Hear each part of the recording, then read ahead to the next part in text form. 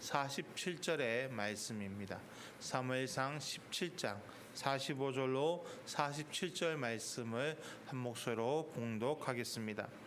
다윗이 블레셋 사람에게 이르되 너는 칼과 창과 단창으로 내게 나아오거니와 나는 만군의 여호와의 이름 곧 내가 모욕하는 이스라엘의 군대의 하나님의 이름으로 내게 나아가노라. 오늘 여호와께서 너를 내 손에 넘기시리니 내가 너를 쳐서 내 목을 베고 블레셋 군대의 시체를 오늘 공중의 새와 땅의 들짐승에게 주어 온 땅으로 이스라엘의 하나님이 계신 줄 알게 하겠고 또 여호와의 구원하심이 칼과 단창에 있지 아니함을 이물에게 알게 하리라. 전쟁은 여호와께 속한 것인즉 그가 너희를 우리 손에 넘기시리라. 아멘. 저는 오늘 같이 봉독한 말씀을 가지고 내 안의 거인을 깨우자라는 제목으로 같이 말씀 나누기 원합니다. 거인, 거장, 거성이라는 단어는 서로 다른 의미를 가진 것 같지만 동일한 뜻을 내재하고 있습니다. 그것은 어떤 분야에 뛰어난 업적을 남긴 사람들을 칭하는 단어입니다. 그래서 르네상스 시대에 3대 거장이 있습니다. 화가로서 3대 거장, 레오나르도 다빈치, 미켈란젤로, 라파엘로가 그 사람들이죠. 이 사람들의 그림은 우리가 상상할 수 없는 금액으로 거래되어집니다. 아니 거래가 잘 이루어지지 않을 뿐더러 이루어지면 어마어마한 금액이 이루어지는 거죠. 그 중에 모나리자는 너무나 특별해서 특별 관리도 받고 있지 않습니까? 여러분 그 그림을 내가 똑같이 그렸다 생각해 보십시오. 똑같이 보고 똑같이 그렸다 해도 여러분 내가 그린 것이냐 이 3대 거장들이 그린 것이냐에 따라서 가격은 어마어마한 차이를 가지게 됩니다. 또 세계적인 테너였던 루치아노 파바로티가 2007년에 숨을 거뒀을 때도 성악계에 큰 별이 졌다고 다들 안타까워했습니다. 그리고 지금도 그 파바로티의 음악을 그리워하는 사람들도 있습니다. 또 우리 교회 안에서도 있지 않습니까? 그 정말 믿음의 거장이었던 거인이었던 우리 목사님들, 여러분 뭐 조영규 목사님도 또 옥환우 목사님도 하영조 목사님도 그분들을 생각하면서 얼마나 그리워하는 사람들이 많습니까? 여러분 이처럼 거인, 거장, 거성이라고 불리는 사람들은요 사람들 내리 속에 깊이 인상을 남기고 있습니다. 그리고 잔잔한 감동을 불러일으켜주는 사람들입니다. 그런데 전도자가 고백하듯이 해 아래 수고하는 모든 수고는 어떻습니까? 다 헛됩니다. 그래서 세상적인 거인, 거장, 거성이라는 칭호는요 모두 헛된 것임을 우리는 알아야 합니다. 그럼 우리는 어떤 거인이 되어야 할까요? 우리 믿음의 선배들처럼 믿음의 거인, 영적 거인이 되어야 할 것입니다. 오늘 본문 내용은 너무 잘 아시는 내용이죠. 다윗과 골리앗의 싸움입니다. 여러분 다윗이 골리앗을 만나기 전에 이미 블레셋 군대와 이스라엘 군대는 대치하고 있었습니다.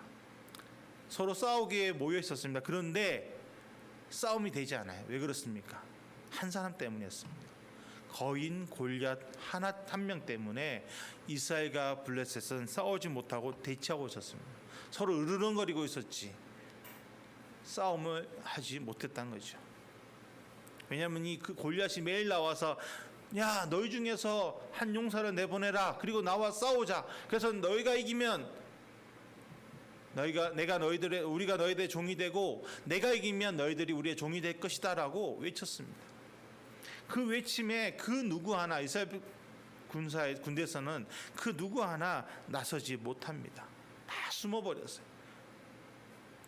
그때 소년 다윗이 나타납니다. 다윗이 이스라엘 군대에 도착했을 때 어떻게 됩니까? 그때도 동일하게 골리앗이 나와 외칩니다. 그 소리에 이스라엘 군사들은 다 도망가기 바쁜데 다윗은 그 소리 들으면서 이게 무슨 일인가 물어보게 됩니다. 그리고 전후 사정을 듣게 되죠. 그리고 어떻게 합니까? 다윗은 믿음을 가지고 그 골리앗 앞에, 그 거인 골리앗 앞에 달려갑니다. 모두 안 된다 했습니다. 사울 왕도 모든 이스라엘 군사들이 너는 안 된다, 너는 질 수밖에 없다라고 말했는데 여러분 어떻습니까? 그 말에 다윗은 흔들리지 않았습니다. 믿음을 가지고 달려갑니다. 그렇다고 해서 그가 뭐 갑옷을 입었습니까? 칼을 들었습니까? 창을 들었습니까? 지팡이와 물맷돌을 가지고 물맷돌을 돌리면서 나갑니다. 여러분이 그런 상황에 있다면 어떻게 하시겠습니까? 여러분 객관적인 데이터를 봐도 그는 골리앗은 어마어마한 장신입니다. 뭐 290m 정도 된다고 말하는데 어마어마한 거인입니다. 그 거인 앞에 소년 다윗 한 10대쯤 되는 그 소년 다윗이 나간다. 여러분은 만일에 배팅하신다면 누구에게 승리의 배팅을 거시겠습니까? 100이면 100. 객관적인 데이터로 보면 골리앗에게 거는 게 맞습니다. 근데 여러분 우리는 알고 있지요. 결과는 누가 이겼습니까? 이길 확률이 없는 그 다윗이 승리합니다. 어떻게 그럴 수 있었을까요? 모두 안 된다. 너는 죽는다라고 말했는데 어떻게 소년 다윗이 이길 수 있었을까요? 그 소년 안에는, 그 다윗 안에는 사람들이 보지 못했던 고인이 있었던 것입니다. 그의 믿음이 거인이었던 거예요. 여러분 우리는 세상 외형적인 것을 봅니다. 그런데 하나님은 뭘 보실까요? 하나님 우리의 마음을 보시는데 그 마음이 다윗은 거인이었던 것입니다. 여러분 우리는 이 다윗을 보면서 나도 내 안에 있는 거인을 깨우기를 소망하기를 원합니다. 오늘 저는 그러면 어떻게 하면 우리가 영적 거인 될 수 있는지를 같이 살펴보기 원합니다. 첫째로 영적인 거인은요 주변의 환경을 바라보지 않습니다. 여러분 다윗이라는 이름을 들을 때 어떤 생각부터 나십니까? 하나님 마음에 합한 자, 이스라엘의 2대 왕, 또 강한 왕. 정말 다윗이 얼마나 나가는 곳곳마다 전쟁에서 승리하지 않았습니까?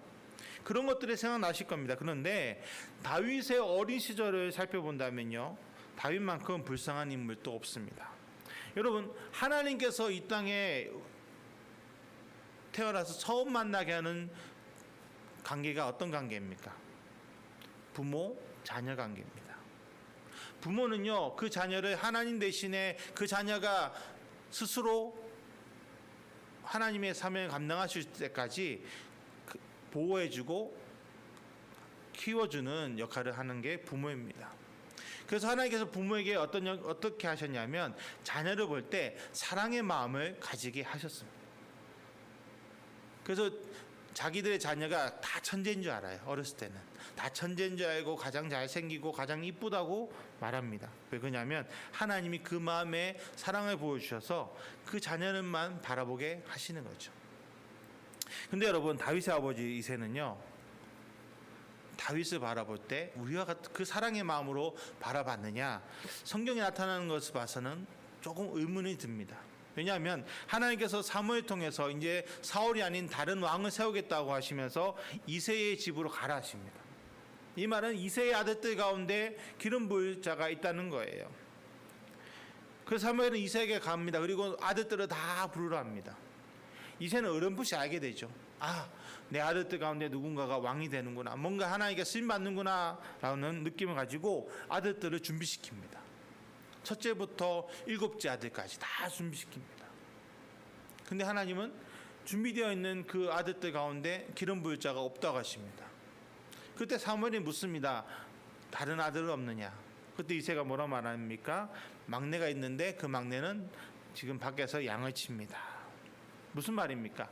아버지에게도 인정받지 못한 사람이 이 다윗이었다는 거예요. 다른 형제들과 비교해서 다윗은 큰일을 할 아들이 아니야 라는 그런 생각을 가지고 있었다는 것입니다. 또한 형제들도 마찬가지입니다. 형제들도 다윗을 인정하지 않았습니다. 하나님의 군대를 모욕하는 그 골리앗을 향해 거룩한 분노를 가지고 내가 나가 싸우겠다고 말하는 그 다윗에게 맏형이 엘리압은 어떻게 말합니까? 내가 어찌하여 이리로 내려왔느냐? 들에 있는 양들을 누구에게 맡겼느냐? 나는 내 교만과 내 마음의 완악함을 아노니 내가 전쟁을 구경하러 왔도다라고 다윗을 지책합니다. 우리 성경에는 이게 약간 완화되어 있는 표현인데요. 다른 번역본에 보면요, 다윗을 향해서 형이 이 건방지고 고집센 녀석아라고 말했다고 합니다. 여러분, 형제들 가운데 막내는요 웬만한 실수를 해도 용서를 받습니다. 왜냐하면 막내이기 때문이죠. 근데 이 큰형은, 또 다른 형제들은 다윗을 용서하지 않았다는 겁니다. 사랑하지 않았다는 뜻으로 할 수 있지요. 또한 사울왕은 어떻습니까? 사울왕도 마찬가지입니다. 싸우겠다고 말한 다윗을 보고 웃습니다. 너는 싸울 수 없다. 너 나갈 수 없다. 왜냐하면 골리앗은 어렸을 때부터 용사였지만 너는 어린아이다라는 것이죠. 그러니 같은 편인 사람들도 다 그렇게 비난하는데 골리앗은 어떻겠습니까? 골리앗도 웃지요. 칼도 아닌 창도 아닌 지팡이와 물맷만 들고 나오는 그 다윗을 보면서 나를 개로 알고 달려 나오느냐?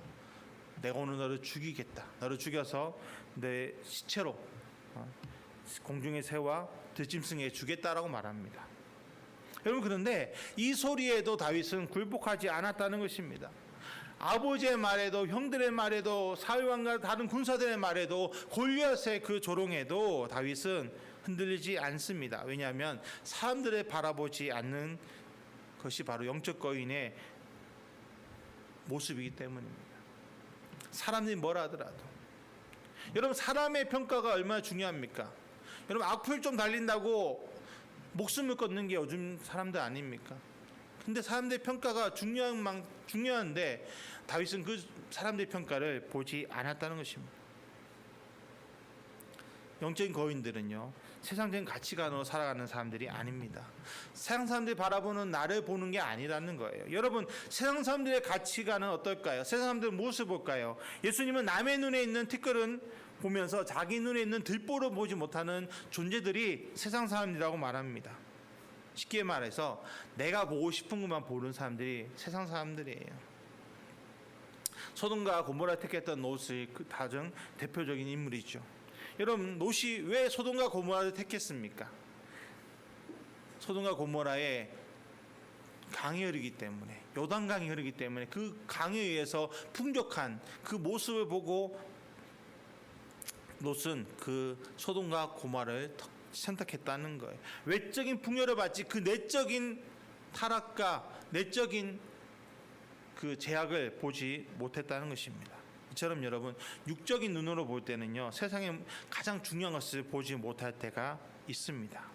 여러분, 그렇기 때문에 우리는 외적인 모습을 보는 세상의 그 가치관, 또 나 스스로도 외적인 눈으로 외적인 환경을 바라보고 흔들릴 필요가 없다는 것입니다. 왜냐하면 하나님께서는요, 우리를 이 땅에 승리자로 부르셨기 때문입니다. 다 우리는 하나님 앞에서 영적인 거인들입니다. 믿음의 거인들입니다. 믿음의 거인은 어떻게 해야 합니까? 그 상황을, 환경을 뛰어넘어야 하는 것입니다. 내 안의 환경성을 우리는 그립니다. 난 이 정도밖에 하지 못해라고 말합니다. 그런데 그것은 마귀가 원하는 거예요. 여러분, 내 힘으로는 절대 정말 이 정도밖에 못하죠. 근데 나는 내 힘으로 살아가는 존재가 아닙니다. 우리는 누구 힘으로 살아가는 존재입니까? 하나님의 은혜와 능력으로 살아가는 존재들입니다. 그렇기 때문에 내가 생각하는 이 한계선은요, 이거는 마귀가 보게 하는 거예요. 하나님은 이것을 뛰어넘게 하십니다. 우리 안에 믿음을 가지고 하나님을 바라보기만 하면 가능하다는 거예요. 그래서 두 번째 영적인 조건은요, 하나님만 바라보는 것입니다. 여러분, 영적 거인이라 해가지고 자기애로 똘똘 뭉친 사람이냐? 그렇지 않습니다. 자기에 대해서 부정적인 관점을 가진 사람에게는 당당하게 자신의 의지를 펼쳐야 되지만 하나님 앞에서는 겸손해져야 됩니다. 낮아져야 되는 거예요. 왜냐하면 내가 살아가는 것, 내가 행하는 모든 것이 내가 하는 것이 아니라 하나님이 하시는 것이기 때문에 하나님 앞에 나의 것을 내려놓고 하나님의 뜻을 따라가는 것, 그것이 바로 영적 거인의 모습이라는 것입니다. 다윗은 주변 사람들의 부정적인 평가에도 당당했습니다. 왜냐하면 하나님이 나를 지켜주실 것을 그는 알았기 때문이죠. 내가 나아갈 길을 하나님이 원하신 대로 갈 때 나를 지켜주실 것을 다윗은 알았던 것입니다. 사무엘상 17장 34절로 36절에 주의 종이 아버지 양을 지킬 때에 사자나 곰이 와서 양떼에서 새끼를 물어가면 내가 따라가서 그것을 치고 그 입에서 새끼를 건져내었고 그것이 일어나 나를 해하고자 하면 내가 그 수염을 잡고 그것을 쳐 죽였나이다. 주의 종이 사자와 곰도 쳤은즉 살아계신 하나님의 군대를 모욕한 이 할례받지 않은 블레셋 사람이니까 그가 그 짐승의 하나와 같이 되리다라고 고백합니다. 이미 다윗은 하나님 앞에서 하나님의 뜻을 따라 살아갈 때 자기를 사랑하시고 보호하심을 체험했던 것입니다. 그래서 하나님의 군대를 모욕하는 이 골리앗을 하나님이 기뻐하지 않은 것을 알고 있었죠. 그리고 그 골리앗과 대적하는 것이 하나님의 뜻임을 그는 알았습니다. 그리고 다윗은 담대히 나아갔던 것입니다. 그리고 골리앗 앞에 이렇게 외칩니다. 오늘 본문의 말씀이죠. 다시 한번 읽겠습니다. 사무엘상 17장 45, 47절에 너는 칼과 창과 단창으로 내게 나아오거니와 나는 만군의 여호와 이름 곧 내가 모욕한 이스라엘 군대의 하나님의 이름으로 내게 나아가노라. 오늘 여호와께서 너를 내 손에 넘기시리니 내가 너를 쳐서 내 목을 베고 블레셋 군대의 시체를 오늘 공중의 새와 땅의 들짐승에 주어 온 땅으로 이스라엘의 하나님이 계신 줄 알게 하겠고 또 여호와의 구원하심이 칼과 창에 있지 아니함을 이 무리에게 알게 하리라. 전쟁은 여호와께 속한 것인즉 그가 너희를 우리 손에 넘기시리라. 전쟁은 누구에게 속했다고요? 하나님께 속한 것이다. 세상 사람들 말합니다. 전쟁은 무기가 많은 것, 군사가 많은 것, 훈련되어진 군사들이 많은 것이 승리의 요건이라 말하지만 여러분 그리스도인은요 그런 환경을 바라보는 것이 아니라 하나님을 바라보는 것입니다. 하나님이 어떻게 역사하시는가, 하나님이 나를 인도하여 주심에 모든 것을 맡기고 나아가는 것, 그것이 바로 우리 그리스도인들의 영적 거인이 될 수 있는 비결이란 것입니다. 여러분 사람들은 이스라엘 군사들은 골리앗을 바라봤습니다. 그러나 다윗은 하나님을 바라봤습니다. 그 한 가지 차이가 어떤 일이 일어납니까? 골리앗을 바라봤던 이스라엘 군사들은 사울 왕은 숨기 바빴습니다. 그런데 하나님을 바라봤던 다윗은 담대하게 골리앗을 향해 달려나갑니다. 그리고 승리를 거두게 됩니다. 여러분 하나님이 나를 어떻게 보실까요? 하나님 나를 향해 무엇라고 표현하실까요? 베드로전서 2장 9절에 그러나 너희는 택하신 족속이요 왕같은 제사장들이요 거룩한 나라요 그의 소유가 된 백성이니 이는 너희를 어두운 데서 불러내어 그의 기이한 빛에 들어가게 하신 이에 아름다운 덕을 선포하게 하려 하심이라라고 분명하게 말씀하고 있습니다. 여러분 세상 사람들은요 우리의 단점을 봅니다. 부족한 점을 봐요. 여러분 사람이 참 재밌는 게 뭔지 아십니까? 장점을 찾아보기보단 단점을 찾기를 너무 쉽게 한다는 겁니다. 제가 예전에 다른 교회에서 사역할 때 파더스 드림이라고 아버지 학교가 있었습니다. 거기서 교육받은 적이 있었는데 거기는 매주 과제가 있습니다. 근데 한 과제가 뭐였냐면 배우자의 장점과 단점을 20가지 이상 적으시오라는 과제였습니다. 그래서 다 이제 과제 끝나고 이제 그 토요일 날 교육을 받았는데 모여서 서로 나누는 시간이 있습니다. 근데 참 공통된 얘기가 뭐냐면 단점 20가지 적으라 했다는 몇 분 안 걸렸대요. 唰 이것도 단점 저것도 단점 빡 썼답니다. 근데 장점을 써라 그랬더니 장점은 생각이 안 나더래요. 그러니까 20가지 쓰는데 어떤 분은 몇 날 며칠 걸렸다라는 분도 있습니다. 저는 좀 얼마 안 걸렸습니다. 저는 얼마 안 걸렸는데 어떤 분은 몇 날 며칠 걸렸다고 하는 분도 있더라고요.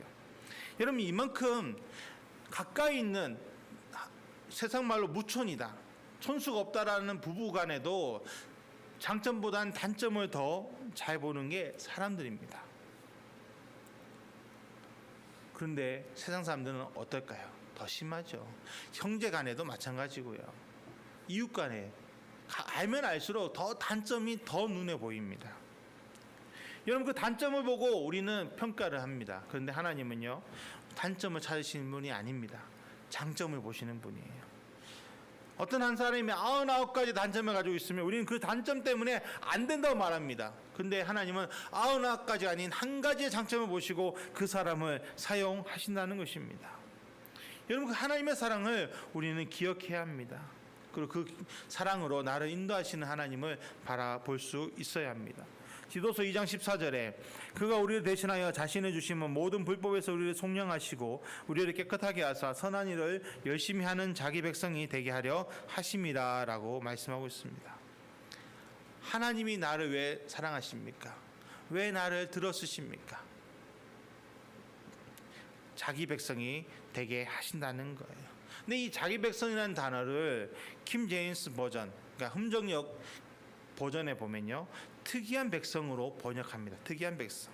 그리고 이 같은 킴 제임스 버전에서 이 특이한 백성이라고 쓰이는 단어가 어디 쓰이냐면 출애굽기 19장 5절에 쓰입니다. 열국 중에서 내게 특이한 보배가 될 것이다 라고 말씀한 부분에 쓰여집니다. 개역개정인 우리 성경에는 이 부분에 너희는 모든 민족 중에서 내 소유가 되겠고 라고 해석되어지고 있는 부분이 내게 특이한 보배가 되리라라는 거예요. 여러분, 하나님은 이스라엘 백성들에서 너희는 나의 특이한 보배다라고 칭합니다. 특별한 보석, 특별한 보물이라는 것이죠. 여러분, 특별한 거, 특별하다는 게 뭡니까? 다른 거와 구별된다는 거예요. 같은 보배에서, 같은 진주라도 여러분 특별한 진주가 있습니다. 가치가 달라요. 다이아몬드도 마찬가지고 금도 마찬가지입니다. 특별하다고 붙여진 것만큼 그것은 뭔가 남다르다는 거예요. 하나님 눈에 이스라엘 백성들은 남다르게 보였던 것입니다. 그러니 하나님이 그들을 사랑하실 수밖에 없는 거죠. 그 사랑이 나를 향해 흐르고 있습니다. 하나님은 지금 나를 그렇게 특별한 사람으로 보고 계신다는 겁니다. 그러니 여러분, 그 특별한 하나님과 우리가 함께 할 때 무엇을 걱정하겠습니까? 하나님의 인도하심은요, 나의 생각을 뛰어넘습니다. 여호사밧이 유대를 통치할 때 모압과 암몬과 마온 사람들이 연합해서 쳐들어왔습니다. 유다는 막을 힘이 없어요. 그래서 여호사밧은 예루살렘에 모여서 유다 백성들과 함께 하나님께 부르짖기 시작합니다. 그러자 하나님께서는 레위사란 야하시엘을 통해서 구원의 약속을 전해주십니다. 역대하 20장 15절에 너희는 이 큰 무리로 말미암아 두려워하거나 놀라지 말라. 이 전쟁은 너희에게 속한 것이 아니요 하나님께 속한 것이니라. 이 메시지 듣자 여호사밧과 유다 백성들은 두려움을 떨쳐버립니다. 그리고 그 다음날 전쟁하러 가는데 가장 선두에 선 것이 무엇입니까? 성가대를 결성해서 하나님을 찬양하는 성가대가 먼저 갑니다. 이건 전쟁하겠다는 게 아니에요. 이미 하나님께 속한 전쟁이기 때문에 하나님이 역사하시옵소서라고 고백하면서 이스라엘 백성들은 나아갔던 것입니다. 그게 어떻게 됩니까? 칼을 한 번도 뽑지 않고 피를 흘리지 않고 하나님의 은혜로 그 어마무시한 연합 군대를 물리치지 않습니까? 여러분, 인간의 이성으로는요 절대 일어날 수 없는 일이었습니다. 그런데 믿음의 거인들, 영적인 거인들이 하나님 앞에 섰을 때 일어난 역사인 것입니다. 여러분, 영적 거인은 내 힘으로 살아가는 사람들이 아닙니다. 하나님의 힘을 의지해서 하나님 원하신 대로 살아가는 것입니다. 그것을 인정하십시오. 오늘 하나님만 바라보십시오. 환경을 바라보는 내 눈을 이제는 내려놓고 오직 눈을 들어 하나님만 바라보시기 축복합니다. 그러다 하나님께서 우리에게 큰 은혜와 능력을 부어 주실 것입니다. 마지막으로, 그러면 영적 거인이 될 수 있는 방법이 무엇이냐? 바로 성령 충만할 때 우리가 영적 거인이 될 수 있다는 것입니다. 여러분, 우리나라 속담에 이런 말이 있습니다. 대성 부른 나무는 떡잎부터 다르다. 떡잎부터 알아본다라는 말을 쓰죠. 자아 존중감이라는 단어가 있습니다. 자아 존중감. 자신을 선하게 하는 마음을 뜻하는 단어인데, 이 자존감이 높아야 리더십도 있고 학업 성취도도 높아지고 일의 능률도 높아진다고 합니다. 그리고 그러면 어떻게 될까요? 탁월한 사람이 된다는 거죠. 근데 이 자존감이 형성되는데 가장 중요한 요인이 바로 부모라고 합니다. 부모와 양육자, 환경, 그것이 중요한데, 여러분, 다윗의 어렸을 때 모습을 말씀드렸지만, 여러분, 다윗이 자존감이 높은 환경에서 살 수 있었을까요? 자신을 인정해주지 않는 아버지, 자기를 미워하는 형제, 모두 다 안 된다고 말하는 그 주변 환경에서 여러분 어떻게 자존감이 높아질 수 있었을까요? 대성 부른 나무가 아닌 이 다윗이 될 것 같다, 큰 사람이 될 것 같다는 그런 평가를 받지 못했던 사람이었습니다. 그랬던 다윗이 영적인 거인이 될 수 있었던 이유는요, 사무엘상 16장 13절에서 찾아볼 수 있습니다. 사무엘상 16장 13절에 이렇게 고백합니다. 사무엘이 그런 꿀병을 가져다가 그의 형제 중에서 그에게 부었더니 이날 이후로 다윗이 여호와의 영에게 크게 감동되니라. 다윗이 영적인 사람이 될 수 있었던 이유가 무엇입니까? 바로 여호와의 영, 성령의 충만함을 입고 있었기 때문입니다. 여러분, 베드로는 너무 잘 알죠. 예수님의 수제자라고 외쳤던 베드로. 그러나 어떻습니까? 베드로는 예수님이 붙잡혔을 때 도망갑니다. 그래도 조금 양심이 있던 사람이라 베드로는 대제사장의 집 마당까지는 들어갑니다. 근데 거기서 들어가지 않았으면 더 좋았을 텐데, 들어갔음에도 불구하고 요종의 말에 어떻게 합니까? 예수님을 부인하고 예수님을 모욕합니다. 저주까지 해요. 그리고 닭이 세 번 의자 자기의 잘못을 깨닫고 심히 통곡했던 사람이 이 베드로였습니다. 자기가 살기 위해서 예수님을 부인하고 저주했던 사람. 근데 그랬던 베드로가 어떻게 변합니까? 성령의 충만함 있고 나자 바리새인들과 대제사장들과 사두개인들이 아무리 협박해도 그 협박에 무너지지 않고 담대하게 하나님의 복음을, 예수님의 그 복음을 증거하는 사람이 되었습니다. 여러분, 인간의 힘으로 가능할까요? 그렇게 두려움을 느꼈던 사람이 어느 한순간 바뀐다는 것, 여러분, 인간의 힘으로는 불가능합니다. 그러나 하나님은 하실 수 있다는 것입니다. 다윗도 베드로도 그런 영적인 거인이 될 수 있었던 이유는요, 하나님의 성령이 그들과 함께 하셨기 때문입니다. 고린도후서 1장 21절 22절에 우리를 너희와 함께 그리스도 안에서 굳건하게 하시고 우리에게 기름을 부으신 이는 하나님이시니 그가 또한 우리에게 인치시고 보증으로 우리 마음에 성령을 주셨느니라. 또한 고린도전서 2장 10절에 오직 하나님이 성령으로 이것을 우리에게 보이셨으니 성령은 모든 것 곧 하나님의 깊은 것까지도 통달하신다라고 분명하게 우리에게 말씀하고 있습니다. 하나님의 성령을 통해서 하나님이 기뻐하신 것이 무엇인지를 알고 그 길을 걸어갈 수 있었다는 겁니다. 그것이 바로 영적 거인의 모습입니다. 또한 성령은 어떤 영이십니까? 능력의 영입니다. 여러분, 삼손이 블레셋 사람들을 1000명을 죽이는데 그때 삼손 손에 있던 것이 뭡니까? 칼입니까? 창입니까? 아닙니다. 나귀 턱뼈입니다. 뭉툭한 나귀 턱뼈를 가지고 1000명의 블레셋 군사를 쳐 죽입니다. 인간의 힘으로는 할 수 없었습니다. 근데 다윗 삼손에게 하나님의 영이 임해서 그 힘을 가지고 삼손이 싸워 이겼던 것이죠. 성령이 우리 가운데 임하시면요, 우리 이성을 뛰어넘습니다. 내가 할 수 있는 것, 이 정도밖에 할 수 없어라고 생각하는 것을 뛰어넘어서 하나님은 큰 역사를 이루어 주십니다. 하나님의 성령이 우리 도우신 것을 믿으시기 바랍니다. 그리고 그분과 함께 우리가 동행할 때 우리는 영적 거인이 될 수 있습니다.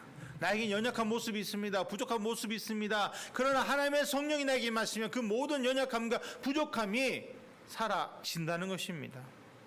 그래서 우리는 성령 충만해야만 영적인 거인으로 살아갈 수 있습니다. 빌보서 4장 13절에 내게 능력 주신 자 안에서 내가 모든 것을 할 수 있느니라라는 이 말씀을 우리는 기억하고 하나님의 성령이 내 안에 임하셔서 하나님의 능력이 나를 통해 역사하기를 소망하기를 축복합니다. 오늘 우리는 우리 안에 잠자고 있는 거인을 깨워야 합니다. 여러분 안에 다 하나님 계시기 때문에, 성령님 계시기 때문에 다 여러분 안에 거인이 있는 겁니다. 믿음의 거인을 깨우십시오. 영적인 거인을 깨우십시오. 지금까지 내가 살아왔던 것, 주변 사람에게 들었던 것, 그것이 중요한 것이 아닙니다. 눈에 보이는 환경이 중요한 것이 아닙니다. 하나님이 나에게 무엇을 말씀하시는가에 집중해야 합니다. 눈에 보이는 환경 보면요, 정말 세상 사람처럼 말할 수밖에 없습니다. 힘들다, 어렵다, 괴롭다라고 말할 수밖에 없습니다. 그러나 내 안에 계시는 성령님 의지해서 믿음의 눈으로 바라보면 어떻게 될까요? 환경을 다스리시는 하나님을 보게 됩니다. 그럼 그 하나님이 여러분에게 무엇을 주실까요? 사랑의 하나님께서 나에게 가장 좋은 것을 예배해 두지 않으셨겠습니까? 하나님은 바라보십시오. 세상 환경 바라보지 말고 하나님을 바라보면서 하나님과 함께 동행하십시오. 그리고 하나님께서 부어주시는 성령의 능력을 받고 이 땅을 살아가십시오. 세상 사람들은 안 된다고 말할 수 있습니다. 그러나 믿음의 사람들은 하나님이 된다 하면 된다라고 고백하며 나가야 합니다. 믿음을 가지고 한 걸음 한 걸음 내딛어야 합니다. 그럴 때 하나님의 능력이 나타나게 되고 하나님께서 우리 삶에 큰 역사를 이루어 주십니다. 여러분 안에 잠자고 있는 영적 거인을 깨우십시오. 내 힘으로 아닙니다. 하나님의 성령의 능력으로 깨우십시오. 그리고 강하고 담대한 믿음을 가지고 나아가십시오. 꿈을 꾸시기 바랍니다. 하나님 앞에 꿈을 꾸세요. 하나님 반드시 그 꿈을 이루어 주십니다. 하나님께서 꾸게 하시는 꿈을 꾸고 그 능력을 경험하고 하나님 앞에 영광 돌릴 수 있는 귀한 우리 성도님 되시기를 축복합니다. 다시 기도하겠습니다. 하나님 시간 기도합니다. 하나님 우리 안에 있는 영적 거인을 깨우기 원합니다. 하나님 환경을 바라보지 않고 오직 하나님만 바라보며 아버지 성령의 충만함을 입고 나아가기를 원합니다. 주님 이 시간 나와 함께하여 주시옵소서. 나를 위해 예배해 놓으신 그 축복을 받아 누리게 하여 주시고 성령의 은혜로 아버지 오늘 또 내일 또 하나님 앞에 나아갈 때까지 나에게 허락하신 사명을 감당케 하여 주시옵소서. 오직 주님만 바라봅니다. 의지합니다. 찬양합니다. 예수님의 이름으로 기도드렸습니다. 아멘.